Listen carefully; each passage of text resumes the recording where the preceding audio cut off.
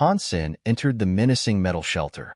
All of a sudden, he saw a dark figure fly across the mystery island. He furrowed his brows and called aloud, "I have already issued a command prohibiting access to the mystery island. Who has disobeyed my orders and come?"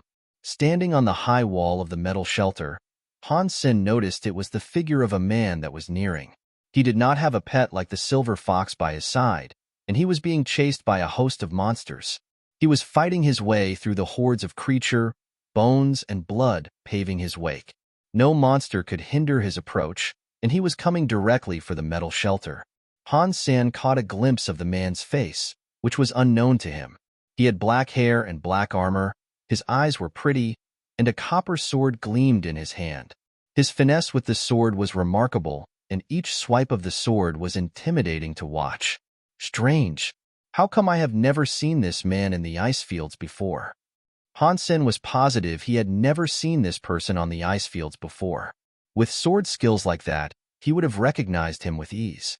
The man rushed near, and when he saw Han Sen standing atop the high wall, his expression was puzzled. Han Sen stood on the wall of the spirit shelter without a single creature around him. A silver fox rested gracefully on his shoulders. The two looked like a spirit themselves, and that's what the man believed Han Sen to be. Without prior warning, the man began swinging his sword towards Han Sen. Han Sen frowned, not sure what was wrong with the stranger. Without saying a word, he had cast a powerful skill and was attempting to assault him. Wind streams trailed behind the sword as it soared through the air with a frightening velocity. With such power, this man had most likely opened his gene lock.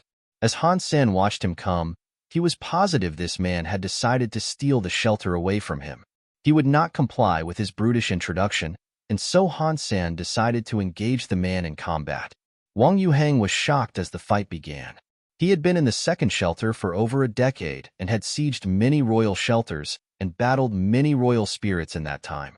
After he managed to unlock his gene lock, he had never gone against an opponent that rivaled his own talent. Within 2 seconds, 2 long swords were coming down on him wildly, and he could not gain an advantage. He had never been in such a situation before, for he did not think royal spirits could become so powerful. Han Sen believed his opponent was quite powerful too. He was using his dual sword skill to the best of his abilities, and while it may have suppressed his latest opponent for the time being, he'd need to do more if he sought victory. The opponent was not just dexterous with the sword, but also profoundly capable in a variety of ways. He looked like a genius who hailed from a big family. Han Sen feared that he might even be stronger than Shui Yiquang. "I have no quarrel with you. Even if ownership of the royal shelter is your goal, killing me is hardly necessary." Han Sen was preparing to use his peacock crossbow to kill his attacker. The last thing he wanted right now was entanglement with another fighter, so he decided to test his resolve through dialogue first. "You aren't a spirit?" When Wang Yuhang heard what Han Sen said, he was surprised. Quickly, he returned his weapons and looked upon Han Sen's face in disbelief. "How could you mistake me for a spirit? Have you ever seen a spirit like this before?" Han Sen breathed a sigh of relief, but he never expected his opponent to believe he was a spirit. Wang Yuhang observed Han Sen for a little while longer, and then approached to hold his fists together and bow. He said, "I apologize. I did not mean to offend you, my friend. I looked upon you as you stood atop the high wall. The creatures encircled you, not daring to approach in fear. With your gracious looks, you being the ruler of this place was a natural assumption of mine. Or so I thought. Looks can be deceiving. But again, I must apologize for the skipping of formalities, so perhaps we can start over. Might I know your name?" Han Sen reviewed his explanation and thought that it made sense. With a wry smile, he responded, "I am Han Senator out here in the ice fields. I can only presume you have heard of me." "You are Han Sen?" Wang Yuhang looked even more surprised. With a look of greater disbelief, he had to ask, "You are the Han Sen that graduated from Blackhawk Military Academy?" Assuming Blackhawk Military Academy did not have a second Han Sen, then yes, that would be me, Han Sen jovially responded. "How is this possible? You have only been in the second shelter for just over a year, and yet, you have already unlocked your gene lock. Pray, Tell me how you accomplished such a praiseworthy feat." Upon hearing what Han Sen told him, Wang Yuhang was no longer confused. Instead, he was now merely rattled with surprise. "I like to chalk it up to natural talent." Han Sen touched his nose, starting to feel like every Tom, Dick, and Harry knew about his brief 1-year tenure in the second shelter. Wang Yuhang froze for a moment, but after a while, started saying, "For one to open their gene lock in 1 year is not something the mere talented are capable of. Nay, such an accomplished deed is reserved for those that hail from the realm of the super-talented." After another brief silence, Wang Yuhang self-mockingly proceeded to say, "My name is Wang Yuhang. I am Wang Mengming's uncle. Before I embarked upon the adventure that led me here, to the ice fields, Wang Mengming recommended that I seek you out and see if there was aught you required assistance with. Now, clearly, do I see that there is not. You are Mengming's uncle?" It was now Han Sen's turn to be surprised. "I am her uncle, yes, 20 years her senior, as a matter of fact." Wang Yuhang smiled and continued to say, "If you would prefer it, feel free to refer to me as Little Uncle just as she does. If Uncle does not sound appropriate, then how about Big Brother Wang? Either of those will do. I will stick to Little Uncle, Little Uncle. Else, I am unsure how I would tell Ming Ming about our meeting here today." Han Sen cocked head. This man was 20 years older than her, but still spoke as if he were young. What a man. "Seeing as we are now formally acquainted with one another, I won't beat around the bush. We'll venture inside this place together. He who deals the final strike to a creature will get to keep the body, but no matter what, ownership of this shelter will be yours," Wang Yuhang said. "Little Uncle, you should go inside by yourself." "I believe it would be inconvenient for us to go inside together," Han Sen suggested. "Excuse me?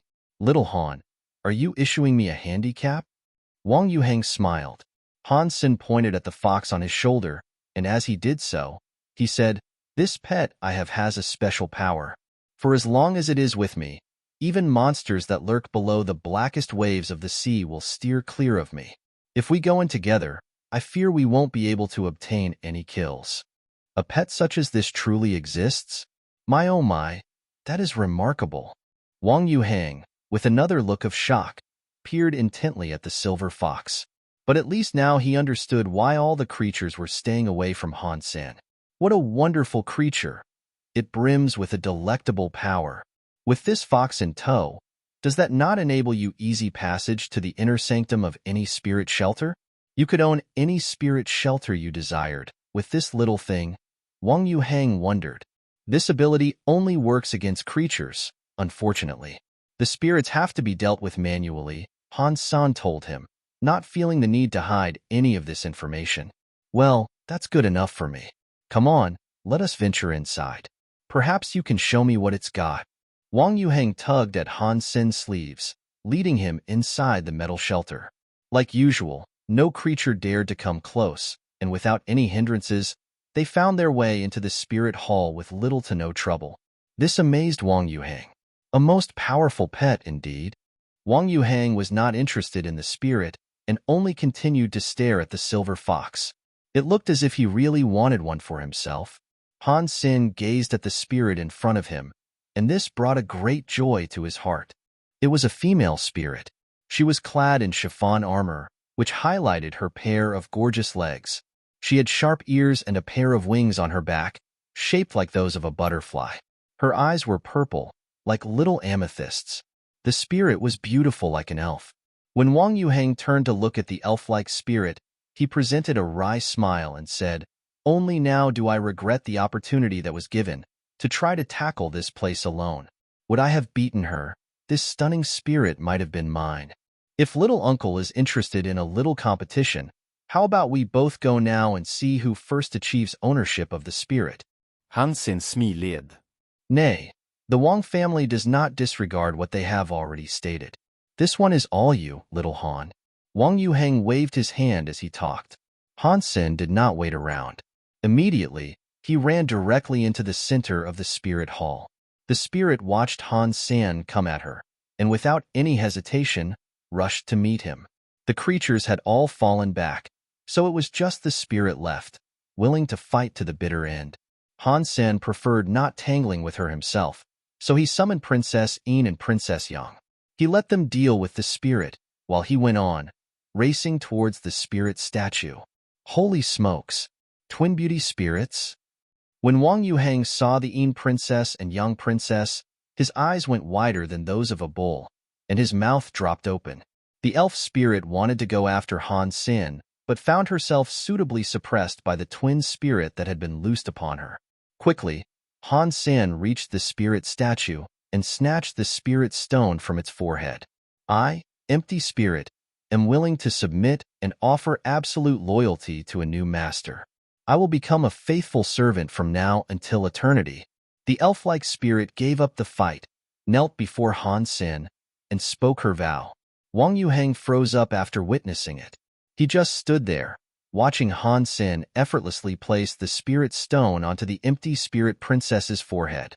In a blinding light birthed from the stone, the empty spirit princess disappeared from sight. Little Han, nay, for I should say, Brother Han, you are incredible. How did you accomplish that? I can only surmise there may be a thing or two you can teach me.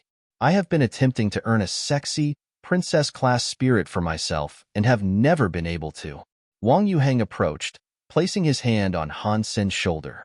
His face was beaming with happiness, and the look of a mature elder quickly dissipated. It's all down to luck, Han Sen said. Luck is a fickle mistress. I pray for good fortune every day, and especially before I assault a royal shelter. I'll even shower before that, as well. But every spirit I have encountered so far has chosen to self-destruct when given the spirit stone. Wang Yuhang's face looked disheartened.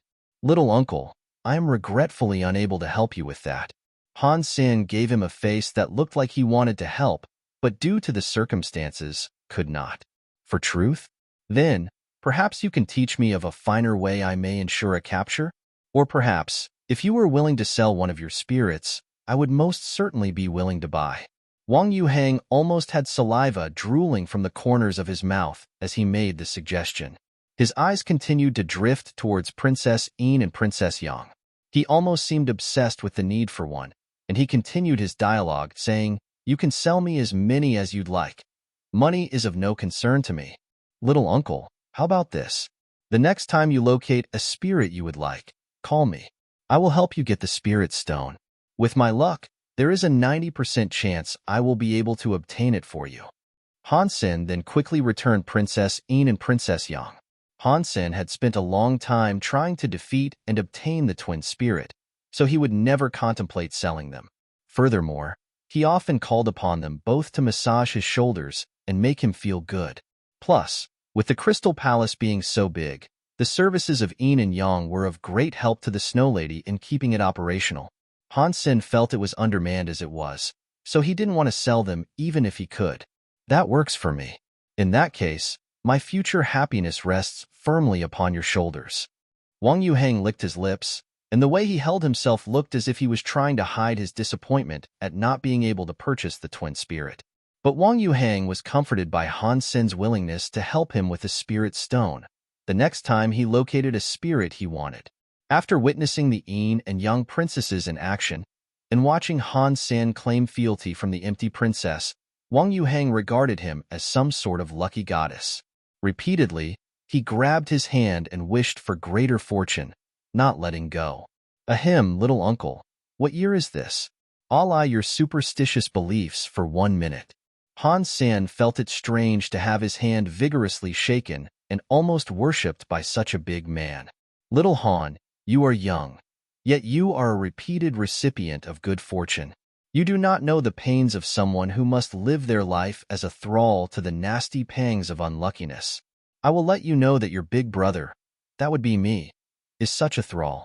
This ill fortune has plagued my lifetime, extending all the way back to my school days when we separated seats in our classrooms. There were 25 boys and 23 girls in my year. Traditionally, 1 boy and 1 girl would share a desk, but the 2 additional boys would have to sit together, and as luck would have had it, I was one of those boys. I never sat next to a girl once during my time growing up. After Wang Yuhang recited his tragic school time story, tears welled up in his eyes. But Han Sen couldn't say anything before he continued talking. And when we played games, I'd always be grouped with a boy. And my desk partner was frequently absent, too, which meant I had to spend many days grouped with my teacher. You don't know my pain, brother. You don't know my pain. And after leaving school, growing up, I never once won the lottery. I have never won a card game. If I go to hunt small monsters, I can guarantee you I will somehow summon a stampede of vicious, hungry, big, bloodthirsty monsters. When I kill creatures, I never receive their beast souls. When I get a spirit stone, services of the spirit are never offered. I previously accepted my fate for that which it was, until today. After meeting you, I know I have located my savior. Wang Yuhang was dribbling snot and tears as he vigorously stroked Han Sen's hand. It was like he had been single for 30 years and was now meeting a woman that was willing to give him the time of day. Little uncle? I just remembered I have some, business that I must attend to away from here. How about we continue this discussion another time? Han Sen felt avkvad. Wang Yuhang was a person who was super-duper unlucky. Han Sen thought he should be as far removed from him as possible, lest his own luck be poisoned by his proximity. But Wang Yuhang was still tightly gripping his hand, as if he'd found a soulmate. He looked eager to relate to Han Sen his entire life story. Han Sen tugged and pulled his hand back a few times, but Wang Yuhang did not budge. Roar. All of a sudden, a loud roar shook the ground. Han Sen felt a buzzing noise in his head, and he almost fell over. Oh no! Han Sen's face changed. Not only he had sensed the danger, but the silver fox, too. It hissed and growled as it looked around in alarm. Han Sen quickly exited the spirit hall. Wang Yuhang was shaken from his miserable days and followed him closely. They both looked to the skies. What they saw petrified them. After Han Sen collected the spirit, the creatures of the island had all left. But one remained in the darkened sky. It broke through the clouds, heading directly to Mystery Island. The skies burned a fiery red, and the atmosphere of terror was enough to suffocate a person. A second later, the scary shadow crash-landed in the metal shelter, shaking the entire island. 20 meters away from them, a monster with eyes of fire stared them down. The creature looked like a Tyrannosaurus Rex. It had leathery red scales shielding its entire body, and 4 wings wreathed in fire. A spiral horn protruded from its head, and fire writhed out of its nose. Its eyes, as big as wagon wheels, had licks of flame inside the pupils, and it stared at Han Sen and Wang Yuhang. It breathed out smoke from its mouth, which looked like the gaping maw of a volcano. Split up.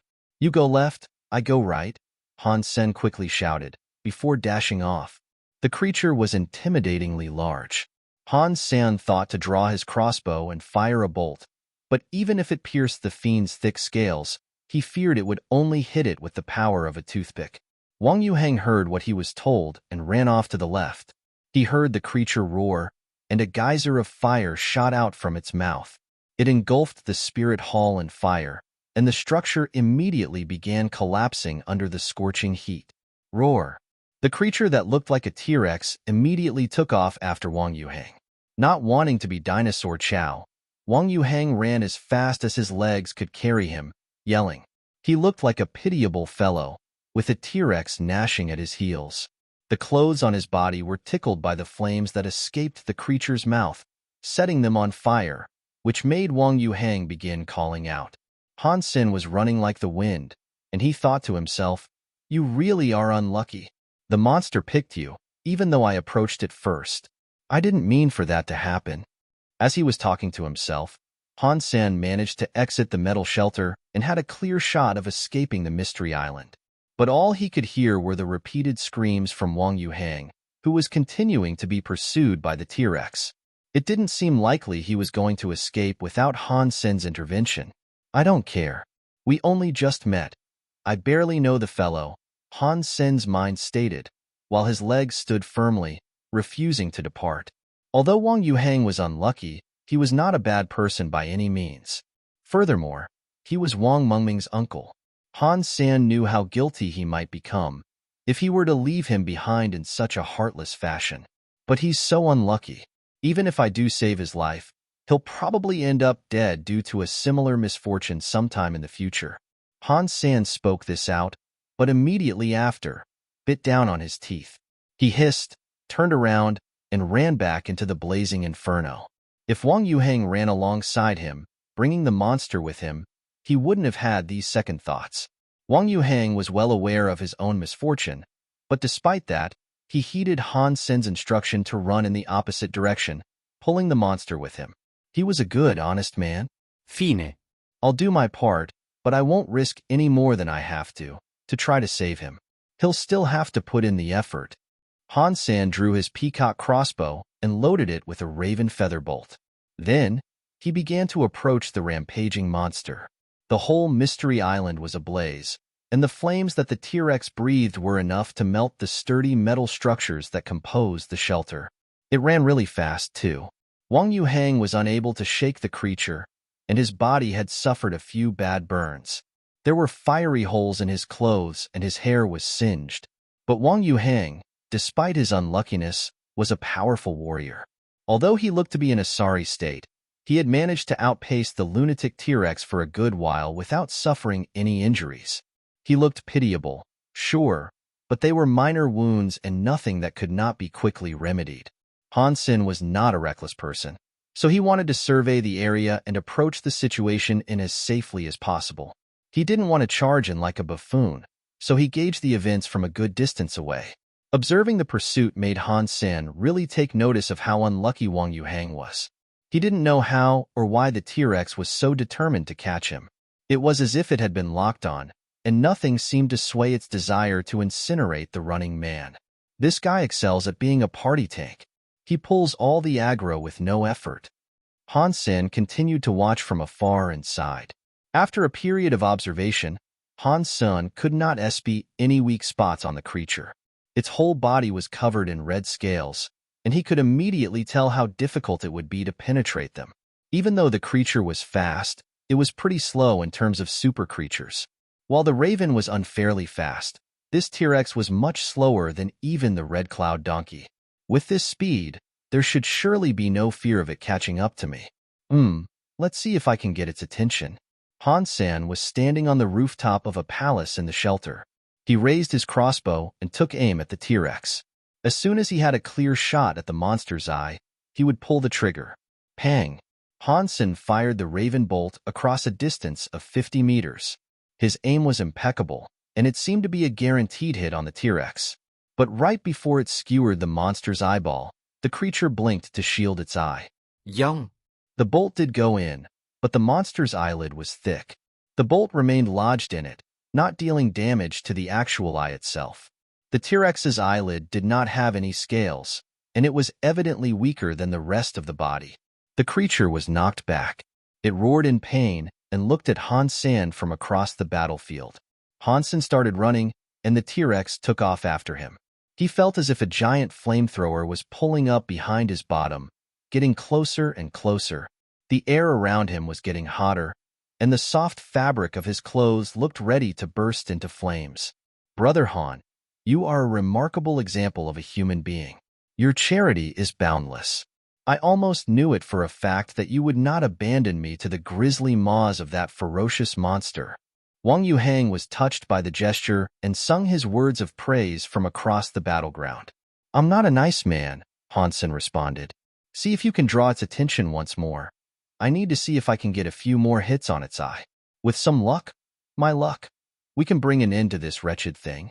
It is my pleasure to be of aid. Wang Yuheng did not delay in his agreement to act. Han Sen expected Wang Yuheng to summon a bow, or at least a spear to throw at the monster to regain its attention. But randomly, Wang Yuheng merely scrambled to pick up a piece of metal from the smoldering metal shelter and threw it at the monster. Pang! The metal piece plunked against the T-Rex's shiny red scales. The damage dealt equated to that of a tickle. But that was all it took to garner its attention and pull it away from Han Senator. The monster turned to look at Wang Yuheng and took off after him once more. This way, you dumb doggy. I'm over here. Chase me. I taste delightful. Wang Yuheng called at the T-Rex. He even turned around, bent over, and mooned the T-Rex, clobbering his own butt cheeks to get it to follow. He yelled, thick pork rind here. Come get your free sample. Wang Yuhang's clothes were mostly in cinders, and Han Sen could see much of his posterior. He danced and slapped his own bottom like a pair of bongos, as Han Sen simply sighed, failing to comprehend the situation in which he found himself. Han Sen looked on hopelessly. He thought to himself, is this guy stupid? All he has to do is attract the T-Rex. Is any of that necessary? Can't he just hit it and run? The T-Rex was incredibly angry, however. It roared to the sky, then brought down a geyser of flames on Wang Yuhang. Half on fire, Wang Yuhang took off running like a lunatic, with the T-Rex back on his heels. Damn, at least it worked well. Han Sen watched with wide eyes, thinking Wang Yuhang had really turned his opinion on him around. Brother Han, I beg that you hasten your move. I am being roasted alive. Wang Yuhang was running as fast as he could, as his hands tried to pat down the flames that were incinerating his bottom. Hold on, little uncle. Han Sen raised his peacock crossbow and took aim at the T-Rex's eye once more. Pang! Han Sen fired the bolt at the T-Rex's eyelid once more, but again it blinked and the bolt couldn't pierce through it entirely. But exceeding Han Sen's expectations, Wang Yuhang immediately picked up more pieces of metal to lob at the monster, all the while shouting and screaming. The T-Rex only looked at Han Sen for 1 second before resuming its chase of Wang Yuhang. Little uncle, that's right. You can do it. I have faith in you. Han Sen couldn't fathom the sordid deeds Wang Yuhang must have committed in a past life to be given such bad luck in this one. The aggro he could pull, with such little effort, was astonishing.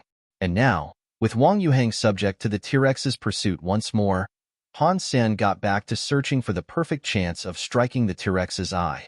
Although it wasn't quick on its feet, the reactions of this super creature weren't too slow. Even with Han Sen taking his best possible shot, the creature always caught the bolts with its eyelid. Some bolts were dodged outright by the T-Rex, deflected off its scales. Trying to penetrate anywhere else on its body was a futile endeavor, for all the bolts would do was leave a little white scratch mark before pinging off to the ground. Wang Yuhang, at this point, was only barely managing to keep himself together. The flames that engulfed much of his body, leaving behind a multitude of nasty burns, were starting to take a toll on him. Brother Han, I am reaching the end of my tether. If you are to slay this oversized doggy, I recommend doing it soon. Wang Yuhang was crying as he ran. Little uncle, please. Hold on just a little bit longer. As Han Sen spoke, he had his crossbow raised, preparing to take another shot at the T-Rex's eye. A dozen bolts were already lodged in its eyelids like a barroom dartboard. None had managed to pierce through and scrape its actual eyeball. Pang! Another bolt fired, from a much closer distance this time. He expected this shot to strike its eye, but the eyelid blocked it once more. When Han Sen reached for his quiver again, he was overwhelmed with dread to notice it was empty. They had all been fired, with no damage having been dealt to the beast that had assaulted them. Brave men must shoulder the greatest of deeds. Cowards? Nothing. I'm going in. Han Sen knew the bolts were fairly well lodged in the monster's eyelids and thought this would be his only chance. So he took off running towards the monster. Killing the monster was not his priority right now. He wasn't doing this for himself. He knew if he let the monster claim this place for itself, it would only be a matter of time before it chose to wreak havoc on the ice fields far below. Homes and shelters would be burnt to ash, and people would undoubtedly be eaten whenever it fancied a snack. Han Sen didn't want to risk leaving the beast alive. He had exhausted one of his greatest chances of killing it already, so he wanted to push a little further. And even if he could not kill it, he'd at least deal as much damage as he could before retreat. He cast Long Live and Jade Sun Force. His arms were imbued with a great amount of energy, and the energy generated inside his heart empowered every corner of his body. Han Sen's body made a clicking sound, as if he was shifting gear, going into overdrive. With Wang Yuhang still stealing the spotlight of the T-Rex's attention, Han Sen was able to run beside the creature and effortlessly leap up onto it. Quickly, he pranced to the top of the T-Rex's head. The T-Rex noticed Han Sen's presence and maniacally writhed in a bid to get him off and reach him with its talons. Han Sen used Dongshu's Sutra to simulate arrow. He took flight from off the T-Rex and dodged its attack like a strange bird.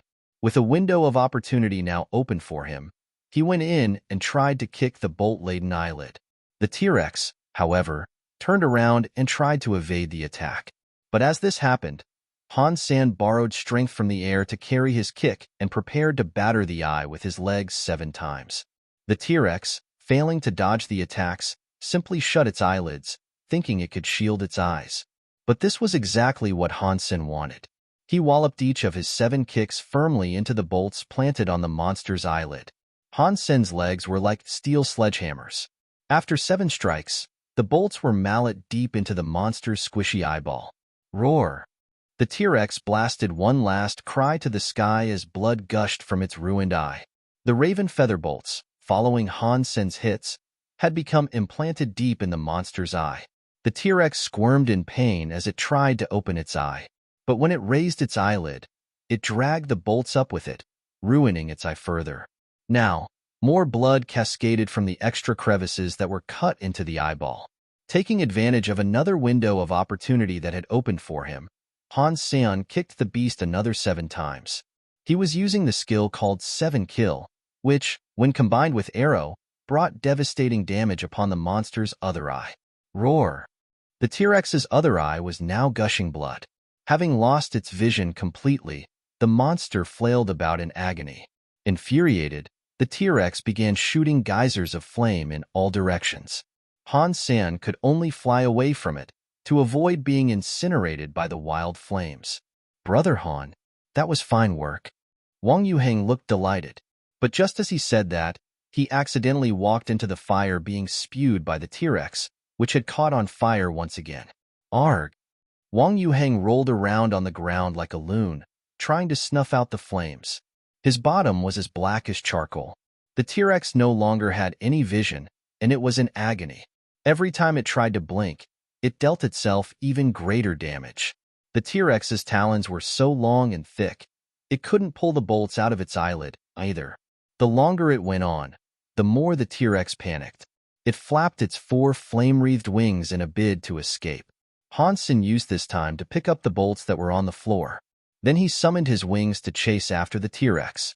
This was the first time he had gotten so close to killing a super creature since coming to the second shelter. Unlike the last time with the Deadeye Peacock, which was basically a kill steal, the T-Rex flailed madly in the sky as it continued shooting fireballs from its mouth. The sky was dark, lit up only by its flames. It was a terrifying spectacle to behold. The people down on the ice fields were able to watch the scene unfold, and it frightened those who looked up. No one had ever seen such a scary monster in the ice fields before, so this sort of sight was new to them. Look, someone is chasing after that horrible creature, someone shouted. Where? Where? It's pretty far off. Of course you can't see it with your eyes. Use a pair of binoculars, old man.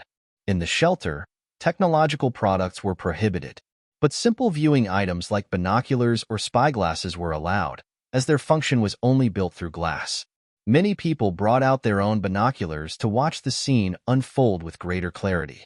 They watched as a man chased off a flying T-Rex that breathed fire in the sky. Whoa, it's Leader Han. Holy smokes. Leader Han is super OP. How has he managed to get such a big scary creature to run away from him in fear? He is too powerful. Did Leader Han claim ownership of the metal shelter up there, too, all by himself? He's so handsome. He's so good.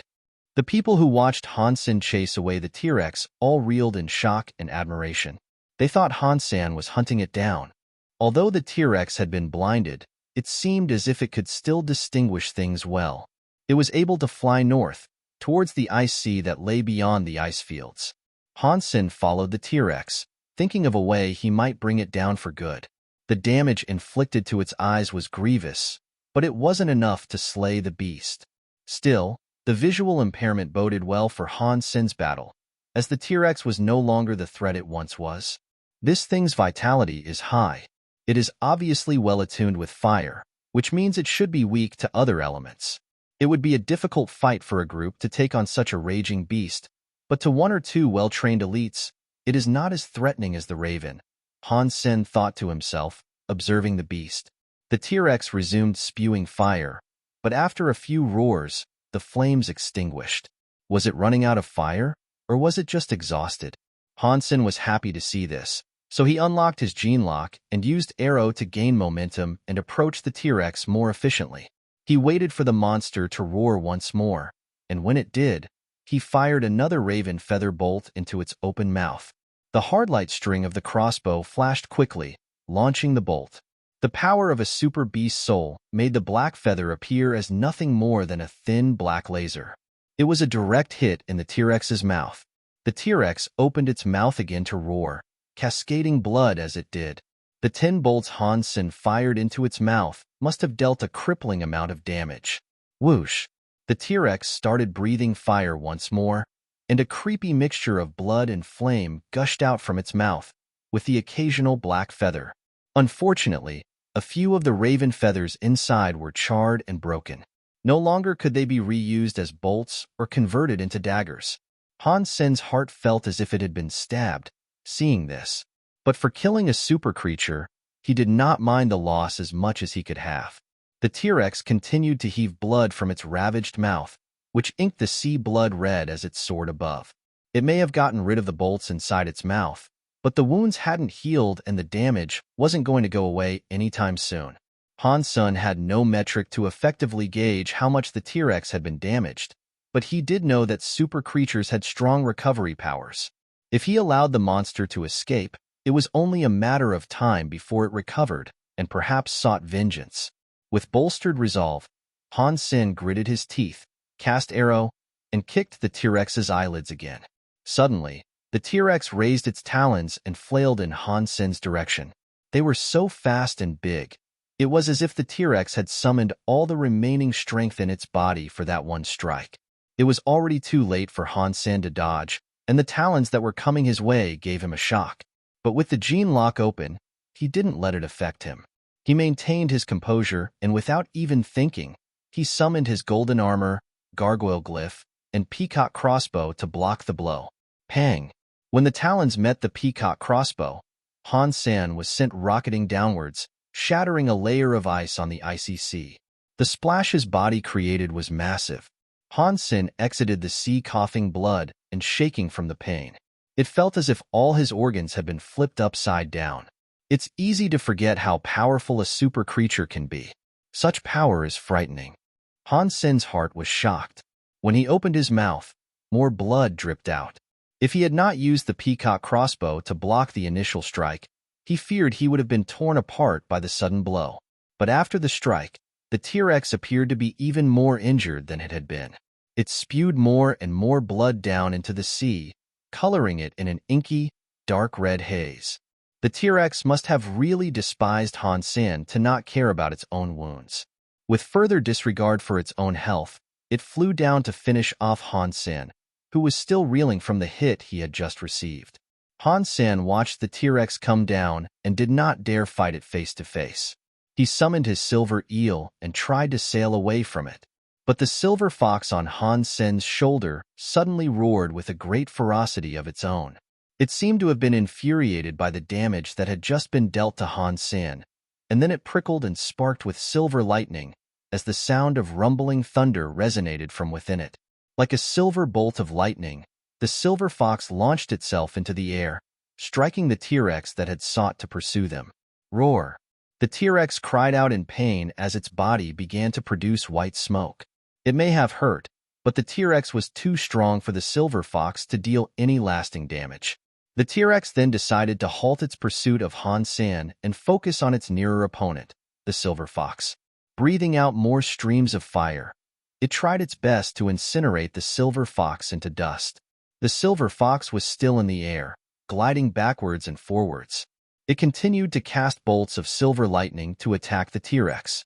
The T-Rex was still blind, so its reactions and abilities of perception were far weaker now. It had great difficulty trying to burn the silver fox, which was so small and possessed incredible speed. But still, the silver fox was a juvenile super creature, and its power was nowhere near that of the T-Rex. The effectiveness of the silver lightning wasn't high as a result, despite its constant strikes upon the T-Rex. Han Sen continued to clutch his chest as he coughed up more blood. He summoned his berserk sacred blood wings and returned to the air. He was prepared to leave and let the T-Rex go due to his injury, but he hadn't expected the silver fox to fight on its own. This reinvigorated Han Sen's hope for victory. The silver fox was not Han Sen's real pet, and because Han Sen had difficulty controlling it, he didn't treat it as a battle companion. But when the silver fox started fighting, it was far stronger than a person who had unlocked their gene lock. Even Han Sen was willing to confess how much better the silver fox was than him.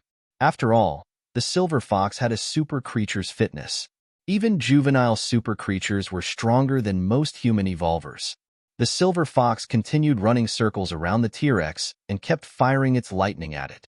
The T-Rex started to grow increasingly annoyed with its inability to do anything about it. Though each strike may not have dealt a lot of damage individually, it was still under attack, and that meant it was beginning to lose blood more and more from its mouth and eyes. As wretched as those wounds were, they weren't enough to kill a super creature. Han Sen pushed his gene lock to the max and stared at the T-Rex without blinking, trying to determine every possible move his enemy could make and every outcome to an action he could perform. When the chance arrived, Han Sen's heart jumped. Like some sort of god, he flew before the T-Rex in the blink of an eye and dealt one humongous kick to the fiend's left eye. After the kick, Han Sen flew far away and dodged the attempted counterattack. But the bolt in the monster's left eyelid was wholly kicked through the eye itself. The T-Rex faced the sky, and it howled in pain once more. Its mouth was a geyser of flame, and it shot out fire like an erupting volcano.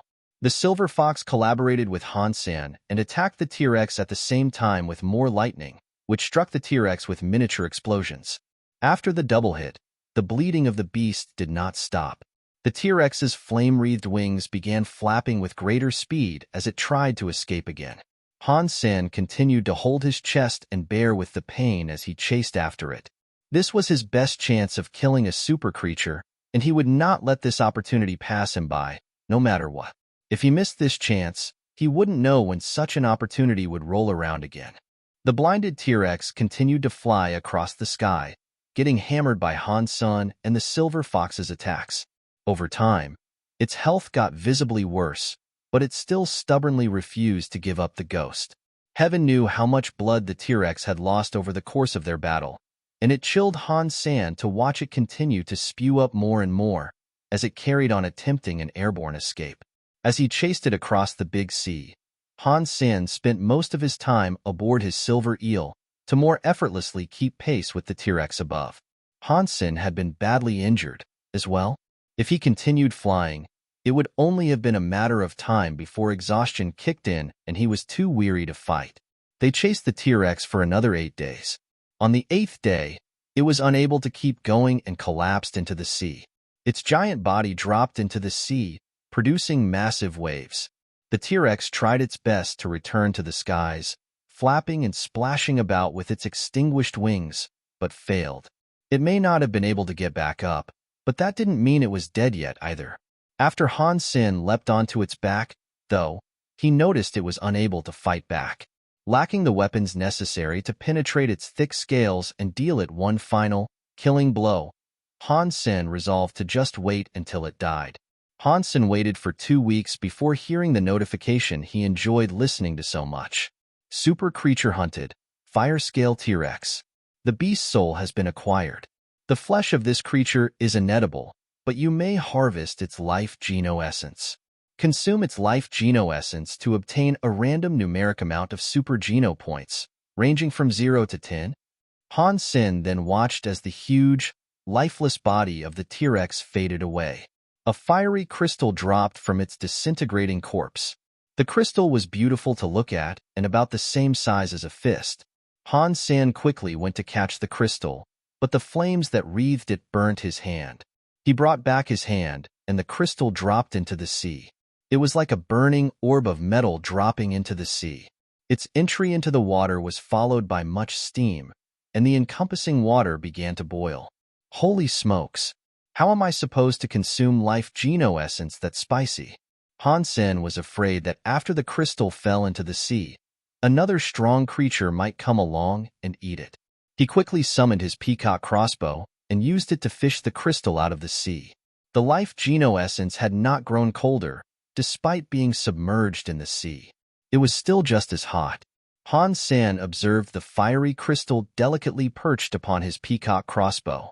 He frowned and commented, "How am I supposed to eat this thing? If I lick it how I did back in the first shelter, I'll end up chewing a roasted tongue." The silver fox was in Han Sen's arms. With its little paws, it attempted to grab the life geno essence. Han Sen stopped it from doing so immediately, as he wanted to dine on the essence all by himself. It was a hard-fought victory, and he wanted to enjoy every morsel of the reward he had earned. But Han Sen soon realized he was wrong. The silver fox was just curious about how the life geno essence looked. It didn't want to eat it. It was like a cat playing with a ball. It used its paws to touch the life geno essence, which then burnt them. After that, it hurriedly gave up its interest in the crystal. "You don't want to eat it?" Han Sen put the life geno essence down near the silver fox. Its face looked disdainful and it turned around, refusing to even look at it. "That greedy silver fox doesn't actually want to eat this good stuff?" Han Sen was quite shocked. Then, Han Sen thought of something else in his possession that enjoyed eating random stuff. So he summoned his little angel and placed the T-Rex's life geno essence in front of her and said, "Would you like to eat this?" The little angel just looked at the life geno essence and shook her head. It didn't seem as if she was interested in it either. What's going on? Han Sen pondererade in bewilderment. He couldn't believe his two biggest monster munchers weren't interested in eating such rare and valuable consumables. Was the world ending? Is it because this thing is too hot, and they don't think it'd sit well on their stomachs? This was the only possible reason Han Sen could think of. It was a shame that the little angel and the silver fox were unable to speak, so they couldn't tell him the reason why they didn't want to eat it. Han Sen thought and thought about how he might be able to eat the life geno essence until his brain nearly broke. Of all the methods he thought of, not one would allow him to eat it. This is like a burning ball of iron. How am I supposed to eat it? As time passed by, the temperature of the life geno essence did not seem to reduce. Unable to resist anymore, he stuck out his tongue and gave it one big lick. Unfortunately, all that did was incinerate his tongue. Heavens curse it! How am I supposed to eat this thing? Han Sen had no idea what to do, and having exhausted all viable options, he had to put it away for the moment.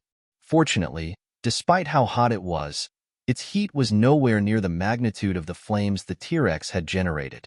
Han Sen used a metal water storage unit to tuck the fiery life geno essence in. Thankfully, for as hot as it remained, the temperature of the crystal did not conduct into the metal pot. This thing is far too strange. Han Sen then examined the rest of the battle results and found out most of his crossbow bolts were ruined. They had either been incinerated or snapped by the T-Rex, leaving only 7 for Han Sen to use. But defeating another super creature at the expense of those bolts was a more than worthwhile exchange. Had he lost every single bolt, he would still have thought it was worth it. Han Sen then went to examine his greatest reward, the fire-scale T-Rex beast soul. He was really excited about it, having no clue what it might be. Super creature beast soul, gem type. When Han Sen saw the text, he turned to stone. He recalled seeing that title someplace else in the second shelter, but there weren't many out there. He remembered seeing it once on the news, but had no clue what it could be used for. Han Sen staggered a little, and then summoned the fire-scale T-Rex beast soul. All that appeared in front of him was a fist-sized ruby-like gem. Inside the gem, Han Sen could discern a faint image of the T-Rex he had seized the beast soul from, as if a miniature variant had been encased within. As Han Sen continued looking at it, he was unable to determine what this strange gem was actually capable of. Let's go back to the shelter first. I should be able to find out what purpose this thing serves back at the Alliance. Han Sen returned to sit on the silver eel's back and had it deliver him all the way back to the ice fields. A thought then entered Han Sen's mind. What if Wang Yuhang's extended holding of his hand had infected him with a certain amount of the man's bad luck? He then thought if that were true, he surely would not have obtained the beast's soul, and he even received a lot more. But, that being said, he had no idea how to consume the life geno essence he had obtained or make use of the beast's soul. This gave Han Sen an itch. Back in the ice fields, The mystery island had yet to return to the empty. This made Han Sen breathe a sigh of relief. When Han Sen returned to the lofty island, Wang Yuhang welcomed him there with great passion. "Brother Han, you are back. Did you kill the creature?" Wang Yuhang asked Han Sen, with great enthusiasm in his voice. "I thought you'd be able to tell just by looking at my face. Had I killed it, I would have brought its flesh back, wouldn't I?" Han Sen shrugged. "That's okay. I'm sure the opportunity to slay it will arise once more." Wang Yuhang didn't sound disappointed at all. He comforted Han Sen with great concern. This made Han Sen feel slight discomfort instead, as if it were unnatural. He wasn't the sort of person to be intimidated by bad people, but he was the sort to become afraid of nice people. "Brother Han, I have come to believe you and I are meant to be.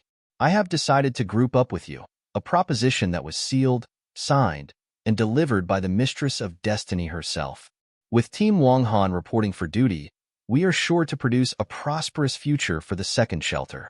Wang Yuhang put his arm around Han Sen's shoulders, discussing a wild future birthed by his fantasies. In Wang Yuhang's eyes, they would one day become a legendary pair that could amass riches and fortunes with the greatest of ease. These childish dreams made Han Sen shudder. After a bit of silence, in which Han Sen was given a moment to think, he asked himself, "When did I ever agree to cooperate with him? Having a partnership with this guy might result in a super creature assaulting my shelters every day." This entire time Han Sen had not said a word, but as Wang Yuhang went on and on about some glorious future in which they ruled the entirety of the second shelter, he felt bad about the idea of immediately shutting down the man's deluded visions. But reflecting on his battle with the T-Rex, he realized that Wang Yuhang had helped a good deal. If it wasn't for his impeccable abilities at gaining aggro, Han Sen would not have been able to fire his crossbow bolts into the monster's eye. Han Sen needed someone like Wang Yuhang. But seeing Wang Yuhang wax lyrical about his dreams, he felt as if his input had been wholly ignored, or not even asked for. "Brother Han, if we partner up, we will be able to achieve many great things in this world." Wang Yuhang continued to grip Han Sen's shoulders as they walked towards the Mystery Island's metal shelter. On and on, he talked about the amazing future they would have if they teamed up. But when Han Sen saw what had happened to the shelter, his face turned black. It was little more than a smoldering ruin, most of it having been utterly annihilated by the rampaging T-Rex they had fought there. Without technological aid, trying to restore the shelter to its former glory would be a vast undertaking. Even with builders working around the clock, it would take at least half a year for the renovations to be completed. Han Sen decided to summon Princess Empty to see if there was anything she could do. Perhaps she had some manner of control over the shelter. The result brought much joy to Han Sen's heart. Princess Empty was able to control the entire metal shelter and even make the Mystery Island stop moving or move to wherever Han Sen wanted it to be. The only disappointing aspect was the speed at which the Mystery Island moved. It was a bit slow. As a reliable mode of transport, its usage as a convenient airship was out of the question. Still, it was enough to be a spacefaring castle. Han Sen went to look for young Monli, Li Xingluan, and brother Philip, to get them to invest in the development of the island. Without contributions from the other factions, there wouldn't be enough money or manpower to operate and sustain the Mystery Island. When the Mystery Island landed, the entirety of the ice field shook. Han Sen had managed to take on and gain ownership over the royal shelter pretty much solo. Plus, people had seen him chase off the fire-scale T-Rex. His reputation across the ice fields increased even more. He had achieved near-legendary status, and people treated him like some sort of god. A lot of people in the ice fields tried to post the news on the Skynet, which was met with negative criticism and proclamations that such a feat was undoubtedly fake. Most simply didn't pay attention, so it didn't really cause that much of a scene in the grand scheme of things. A few days later, Han Sen was starting to regret his acceptance of Wang Yuhang's presence. Ever since he had appeared in his life, nothing had gone smoothly. His favorite chair, which he frequently sat on, suddenly broke. As he was out for a walk one day, a sinkhole suddenly appeared, which he almost fell into. The most far-fetched of accidents imaginable were now affecting Han Sen on a day-to-day basis. For as long as Wang Yuhang was around, the endless misfortune continued. All Han Sen could take solace in was the fact that the man's presence hadn't attracted any more super creatures. Finding an excuse, Han Sen was able to leave the goddess shelter and get away from Wang Yuhang for some time. Han Sen then went to the Crystal Palace alone. Although nothing truly unfortunate had happened, the constant minor troubles eventually got tiresome and Han Sen couldn't take it anymore. Everyone in the goddess shelter, I am so sorry. I have no choice. Han Sen was feeling sorry for Yang Monli, Li Xingluan, and Brother Philip. So he went to the Crystal Palace alone. There, he finally felt great relief at his ability to enjoy some simple peace and quiet away from all the bad luck. Han Sen had yet to find a way in which he could eat the T-Rex's life geno essence. Eating it as it was would be no different than taking a suicide pill. Han Sen kept the essence in the Crystal Palace while he returned to the Alliance to browse for more information in the community. There was nothing about the life geno essence, so he was still unable to find a way to eat it. But he did find information on gem beast souls. The results surprised Han Sen quite a bit and almost made him fall out of his chair. Gem beast souls could be consumed by other beast souls to make the recipient beast souls evolve. Ordinarily, if a sacred blood gem beast soul was combined with a mutant class beast soul, the mutant class beast soul would evolve into a sacred blood beast soul. Does that mean I can use this gem beast soul to evolve any of my sacred blood beast souls into a super beast soul? Han Sen became extremely excited at this prospect. If this was true, Han Sen could give the gem beast soul to one of his sacred blood weapons and resolve his current weaponry issues. Han Sen then took a look at the information of his gem beast soul and discovered that there was a problem. The gem beast soul could not combine with just any beast soul, and there was a success rate percentage tied to it. If its attempt at being combined with another beast soul was not successful, the gem beast soul would be destroyed. The rule was that a sacred blood gem beast soul had to combine with a mutant class beast soul. If it combined with an ordinary beast soul, it would not be able to handle the increase in power and would simply break and become useless. This meant the gem beast soul and beast soul used would be gone for good. Even if it combined with a mutant class beast soul, it would have to be of a comparable type as well. Otherwise, it would still break. From what he could gather, there was no other way to increase his chance of success. But there were a few posts by experienced beast soul gem infusers that helped to clarify a few things. If it was a wolf element gem beast soul, combining it with a wolf beast soul would yield a much higher chance at success. Of course, this wasn't 100% certified information, and there were still many things humans did not yet know in regards to all this. As Han Sen browsed, he saw a post containing information that had leaked from the third shelter. It said that aside from the type of beast soul, the element mattered as well. If a fire gem beast soul combined with a fire element beast soul, the chance of success would be much higher. If this is how things are, I will need to find a fire element T-Rex beast soul first, Han Sen thought, stroking his jaw. As Han Sen thought, his eyes suddenly lit up. Suddenly, Han Sen thought that if the beast soul had to be chosen to use the gem beast soul for evolution, did that mean humans using the life geno essence had to follow the same rule? All the creatures in the first shelter, including super creatures, only had to evolve with meat. Therefore, you could eat their life geno essence right away. But when he reached the second shelter, creatures had their own elements. This meant that their cores were different. Did this mean that humans had to have a similar body to consume them? Of course, Han Sen was just guessing. He didn't know for sure if things were indeed like that. But if that was true, that meant he would have to use different elemental essences to max out his super geno points and become a surpasser. Would that mean he would receive a different super body? Han Sen was deep in thought. If this was indeed how things worked, he wondered what element he belonged to and which life geno essence he would need. Although he practiced ice skin, he didn't receive any icy powers. So, surely, he did not belong to the ice element. And the Dongxue Sutra had no element, it just made him smell good. Han Sen had never heard of any creatures belonging to a perfume element either. This is giving me a headache. Han Sen rubbed his temples and decided to shelve those matters for the time being. Right now, Han Sen wanted to create a super beast soul. If it possessed the power needed to kill a super creature, then obtaining life geno essences would be a far easier task. His worries would most certainly be lessened.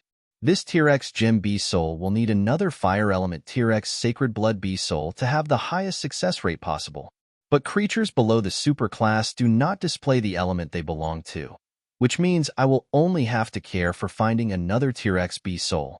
Han Sen looked at the Beast Souls he was in possession of, noting that he didn't have any T-Rex Beast Souls. Hunting one by himself wasn't very realistic, so he decided to peruse the trading boards of Skynet. He wanted to see if anyone was selling a Sacred Blood T-Rex Beast Soul nearby. There were quite a few T-Rex Beast Souls for sale, and after a fair amount of time browsing, he found a person selling a Snow-Rex Sacred Blood Beast Soul. It was a snow-white, giant T-Rex Beast Soul. It was a sacred blood creature that had been hunted on some snowy mountain. After Han Sen saw it, he quickly dismissed it. Although a Sacred Blood class Beast Soul did not have an element, just hearing the name and how it was related to the cold did not make him confident. Combining it with a fire-oriented gem was just asking for failure. It was also important to note that this was an armor Beast Soul. Although he would need such armor eventually, he needed weapons more. If he didn't have a weapon that could pierce the thick hide of a super creature, killing them would be a tall order. Han Sen saw countless posts about T-Rex armor Beast Souls, but none about weaponry. Some of them were even transfigured Beast Souls. Well, I don't need a transfigured Beast Soul. I can't cast many skills when I look like a T-Rex. Although the vitality would be fairly decent, my overall power might be worse. Han Sen considered getting a transfigured Beast Soul but ultimately dismissed that idea as well. He couldn't find a suitable Beast Soul, so he tried looking for something else. If he still couldn't find what he wanted, then he'd just have to try it out with an armor Beast Soul.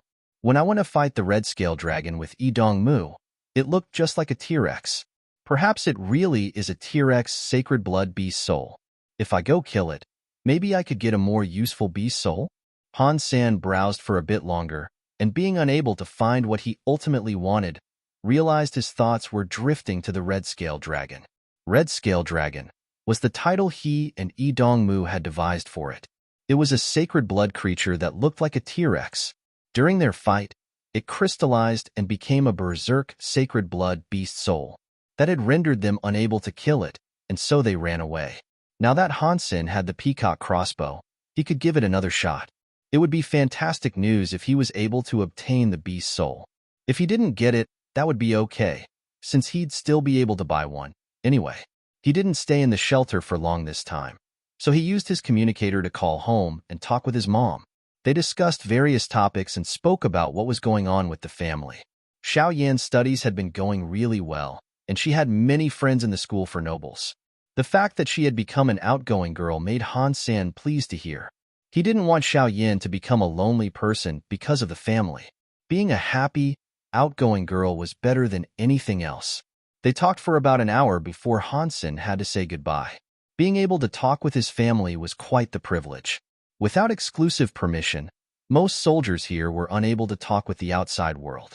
The reason Han Sen could do this was all down to Ji Yanran. So, every now and again, he was able to keep up to date with his family. He was not allowed to talk for long periods of time, however, and all communications to and from the Alliance were monitored. Right now, Han Sen knew where the ice fields were in the second shelter. His mother was in the Sapphire Shelter, which was on the western side of a mountain range that was 1,000 miles long. It was too far away from the ice fields for him to visit her. According to the second shelter's map, the Sapphire Shelter was several million miles away, and between them were vast swaths of wild, uncharted, dangerous land. Han Sen's mom was training Saint Angel skills. Han Sen did not teach her or Han Yin Dongshu Sutra primarily because he was still learning it himself, and he didn't yet know if there were any troubles with it. He wanted to learn it himself first, and if there weren't any negative side effects, he would one day gladly take the time to teach them. And in regards to his mom, Han Sen did not yet plan to visit her. He didn't believe he was strong enough to traverse such a long, treacherous road to reach the Sapphire Shelter. Furthermore, there wasn't really any point in going right now. Han Sen had already prohibited his mom from hunting, and she only needed the money necessary to purchase food. Sapphire Shelter was a big shelter, and the human faction was powerful there.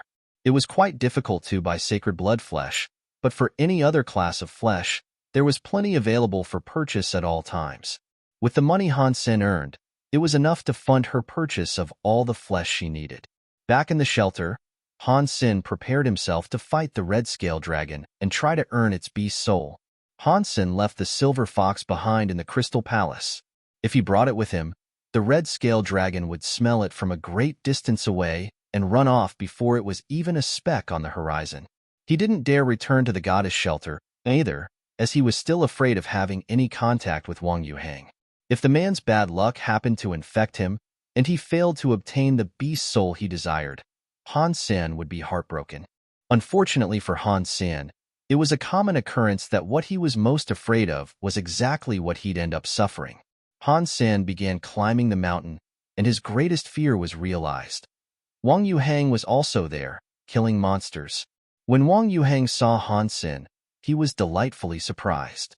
He finished off the creature he was engaged in combat with and enthusiastically ran towards Han's senator. He asked aloud, "Brother Han, have you come looking for me?" "Yeah, sure." Han Sen didn't really know how to respond, thinking of how unlucky and how unlikely he was to meet Wang Yuhang here, of all places. "Brother Han, have you heard of what's afoot in the alliance? It's major, from what I hear." Wang Yuhang's voice had dropped low, as if he was whispering a secret. "What big thing, little uncle?" Han Sen was never really concerned when it came to events in the alliance, but he asked anyway. Only a few of the high-class alliance members know about this, right now. It's currently on the down low, but I fear it's only a matter of time before it gets announced. Wang Yuhang paused for a bit, inched closer to Han Sen's ear, and said, "Someone has managed to slay that creature in the first shelter." "What creature?" Han Sen's AUDIOBOOK. "That creature that is above the class of a sacred blood creature. It turns out they're actually called super creatures, and it has shaken the high-class members of the alliance to the very bone." Wang Yuhang spoke aloud, with envy. After Han Sen heard what he had to say, he felt some relief. Since there were more and more elites in the first shelter, it was only a matter of time before they could kill super creatures. The existence of super creatures becoming well known by humans would be a relief for Han Sen. Who killed the super creature and how? Han Sen asked Wang Yuhang. "It was a woman called Ji Qing from the Ji family. In a way, you are her brother-in-law, but she is not a daughter of Ji Ruozhen. She is only a cousin to your family, but she is far more talented than Ji Ruozhen's daughter. She has already been titled the first genius of the alliance and a star of hope for the future." Wang Yuhang trailed off for a second with a smile. Then, he shook his head and continued by saying, "But they didn't manage to kill a super creature merely because Ji Ruozhen was so strong, but members of the Wang, Lin, and Shui families helped out, as well. They also hired many elites, 300, as a matter of fact. They were elites who have not yet evolved but have maxed out their genes. They aided in injuring the super creature for her, and many people are reported to have died. It is a shame such a feat is even more difficult to achieve in the second shelter. The second shelter excludes surpassers, so once we hit that level, we have to immediately leave this place. Otherwise, our bodies will be dealt irreversible damage. It's a shame none of these events take place in the second shelter. I know I'd join in, if such a thing were to happen."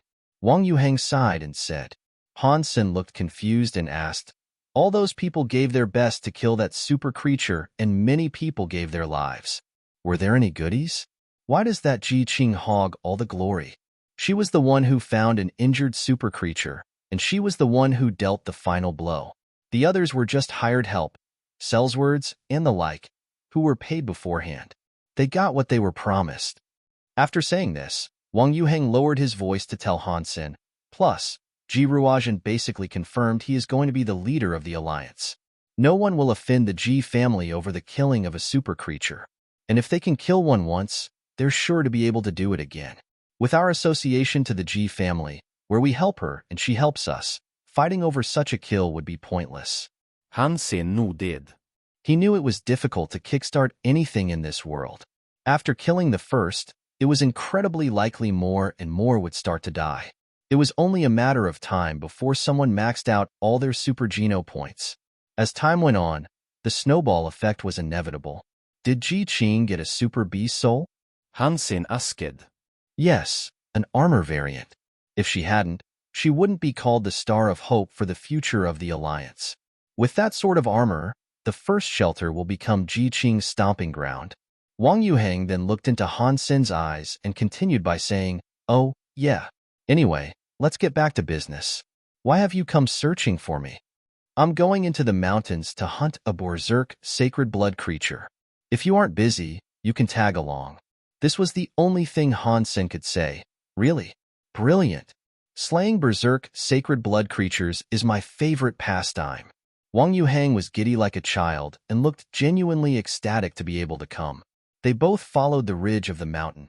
Han Sen ascended the place carefully, in fear of any threats that may have been lurking beneath the snow he treaded upon. He did so because he hadn't forgotten about the super creature turtles he had once spotted, when they emerged from a small cave for a feast of red mushrooms. If they were still around, and he somehow alerted them, Han Sen didn't think he'd be able to take on 9 super creatures all at once. Before long, Han Sen safely arrived at the last place he had seen the red scale dragon. Surprisingly, it had been a journey free from any trouble. The red scale dragon had not vacated the area, and he spotted it resting in the valley. The red scale dragon looked slightly different than the first time he saw it. Its red scales were already crystallized. When watching it from afar, it looked like a giant statue encrusted with rubies. It was beautiful. "That is one big chap." Wang Yuheng saw the red scale dragon too and took a deep breath. Han Sen låg head. He looked at Wang Yuheng and told him, "Little uncle, I'm afraid I am going to have to request your assistance once more. If you would be so kind, I would like you to attract the fiend while I kill it. As payment, I'll let you keep half of its flesh." "Accepted." Wang Yuheng nodded, summoned a beast soul, and ran screaming towards the red dragon. He didn't run too far, however. He stopped a good distance from it, scrambled for some rocks beneath the snow, and lobbed them at the creature. The red scale dragon saw its harasser and quickly took off after him, seething with rage. Wang Yuheng led the red scale dragon up and down the slopes of the mountain.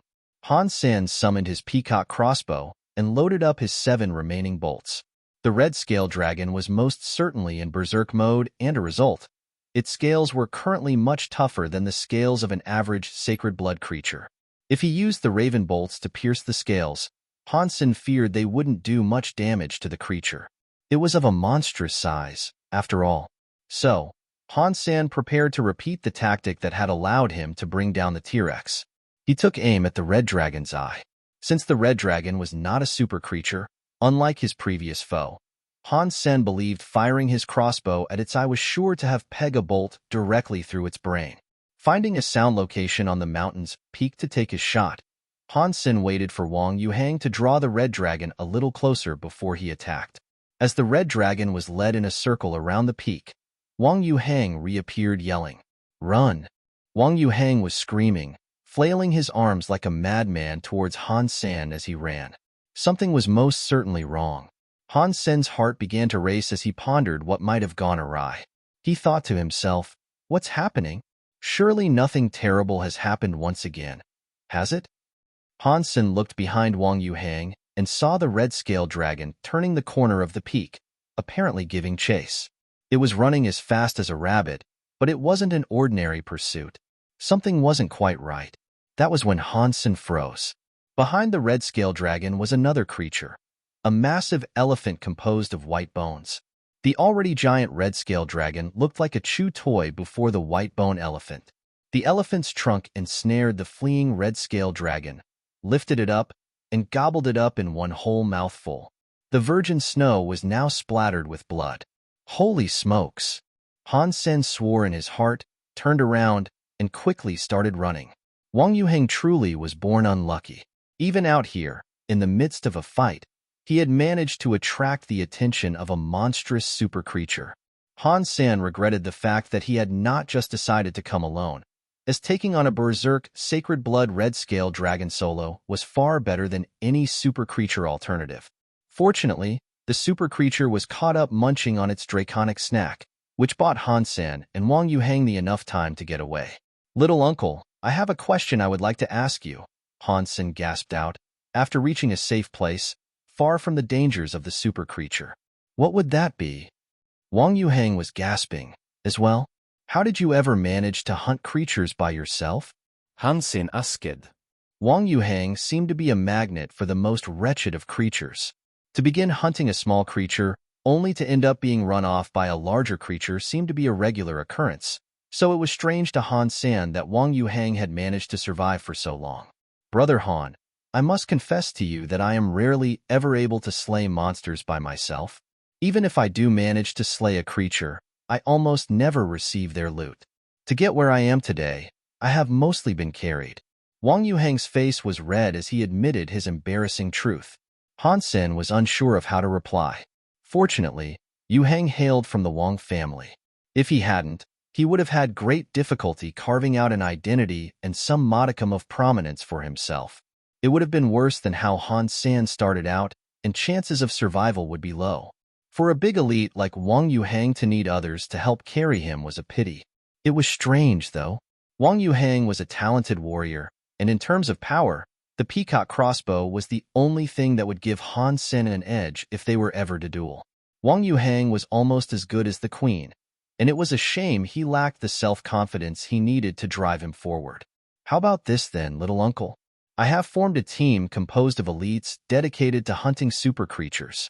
If you are interested, I will accept you amongst its ranks. However, if you are to join, you will have to sign a contract.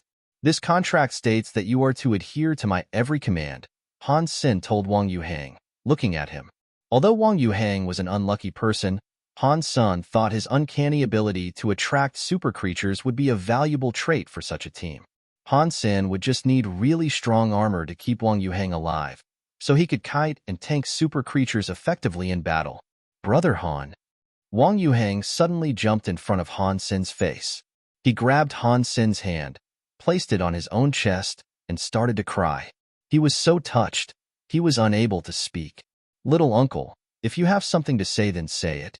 Han Sen quickly snatched back his hand, afraid Wang Yuhang's next question would be a proposition to sleep with him. But again, Wang Yuhang grabbed Han Sen's hand, not wanting to let go. He enthusiastically said, Brother Han, you are a true brother of mine. You are one of the few people who are able to see the good that resides within me. You are the sun in my sky, scattering away the clouds of contempt. You light up my world, Han Sen. Wang Yuhang was genuinely touched. Although he did not fight much, due to his awful luck, his ability to attract super creatures was a great boon for Han Sen to have. As a result, for Wang Yuhang, this would be the first time his trait was a benefit. The Wang family, despite providing him with many goodies from their various hunts, never brought him with them because of the bad luck that accompanied him.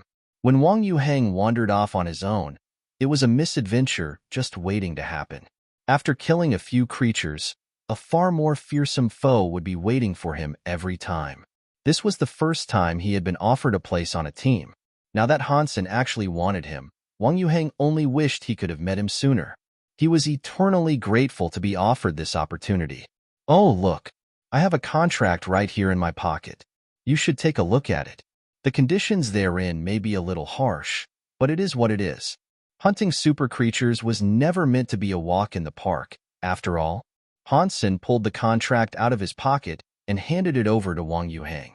Han Sen formulated this contract a while ago, while composing a team. This contract was originally designed for the queen, but because she had been so busy in recent times, she had not been able to return to the shelter and sign it. Now that Han Sen had deemed Wang Yuhang a suitable candidate for the team, he thought he might as well give it to him for the time being. Wang Yuhang looked it over and signed it without hesitation. The conditions were, just like Han Sen had said, harsh. It didn't inhibit his eagerness to sign, however, as the terms were still fair. Han Sen looked happy after this. He took back the contract, signed it himself, and provided Wang Yuhang with the copy. Little uncle, you are hereby a part of my team. Han Sen smiled at him.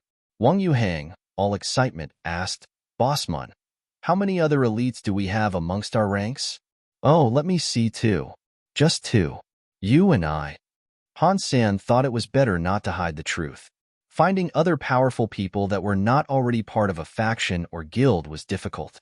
He was lucky to have someone who did not already have obligations, and particularly so to have someone who had already unlocked their gene lock.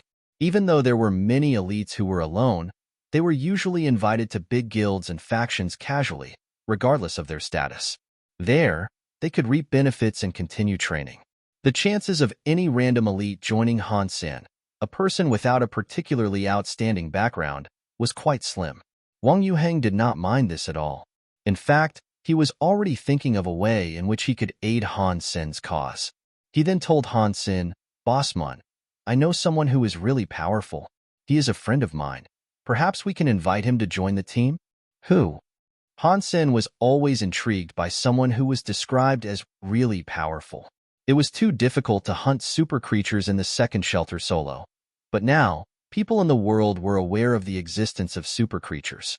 Although no one in the second shelter was able to kill them yet, hiring others for the cause wouldn't prove as tough anymore. His name is Lei Hongwu. He may not hail from a family of any particular notoriety or fame, but his family does possess a special skill of sorts. It is called Giant Thunderbolt Sacred Lance. I have seen it in action, and it is wickedly powerful. He is a top elite and has not pledged allegiance to any guild or cause just yet. I am also a good friend of his, which may be the connection we need to get him to join you," Wang Yuheng said. Han Sen asked about Lei Hongwu. He sounded like the sort of person he would need on his team, so he decided to follow Wang Yuheng and pay this man a visit. Han Sen was unable to kill the red scale dragon as he had planned to, due to it being eaten by the white bone elephant. He still needed a T-Rex soul, so he was still determined to find one way or another. Luckily, Lei Hongwu was in a rather large human shelter. Han Sen wanted to take the opportunity to browse the markets and see if he could snag a sacred blood T-Rex beast soul.